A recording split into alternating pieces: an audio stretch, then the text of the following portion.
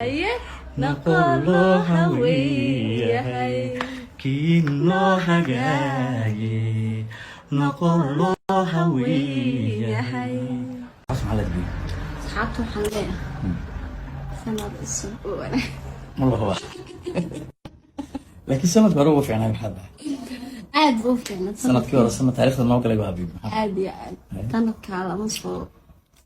وحده سكور كيف سنة كوحدين صح سنة ذنكر كلام حق قرشين محي soo dhaweynayna ay qursheen maxay kulan wacan saaxiibayaal meel kastoo aad joogtaan halkan waa barteena YouTube-ka ee Fagare Entertainment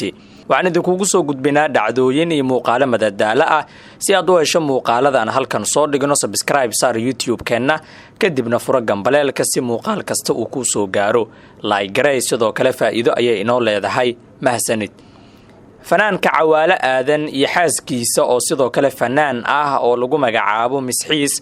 ayaa jawaab adag siiyay xaaskii hore ee Cawaale oo lagu magacaabo Mahdiya oo jabsatay Facebook-giisa fanaanka Cawaale Aadan xaaskiisa hore iyo tan cusubba ayaa maalmihii la soo dhaafay baraha bulshada aad u haysatay waxayna noqdeen hadalhaynta ugu weyn ee baraha bulshada Cawaale muuqaal uu soo duubay wuxuu ku sheegay in xaaskiisa hore ay haysay dhammaan akoonada uu ku leeyahay baraha bulshada ayna ka dambeysay iyada qoraalada iyo sawirada lagu soo daabacayay baraha bulshada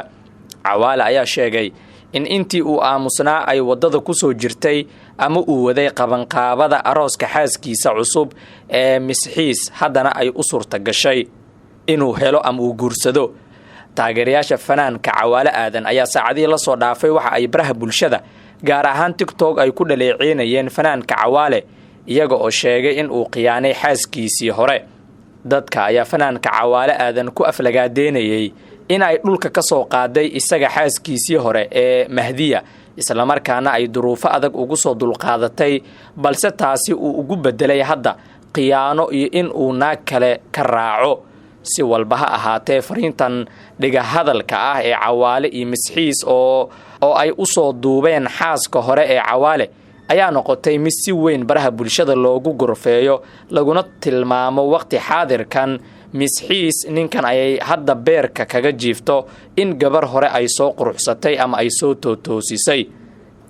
fanaanka Cawaale Aadan iyo sidoo kale fanaanada Misxiis oo ay farxad ka muuqatay ayaa qorsheynaya sanadkan cusub ee 2022 in ay soo duubaan muuqaalo goosgoos ah oo romantic ah ama jacayl sidoo kalena ay isla soo qaadaan heeso lamaana ah haddaba maxaa kaaga baxay arooska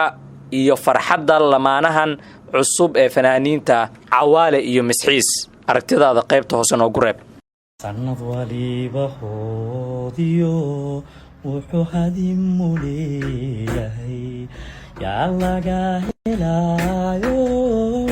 hadhow lagu xasuustaa yaa laga helaayo hadhow lagu xasuustaa kii noo hagaage noqolo hawiyahay kii noo hagaage noqolo hawiyahay noqolo hawiyahay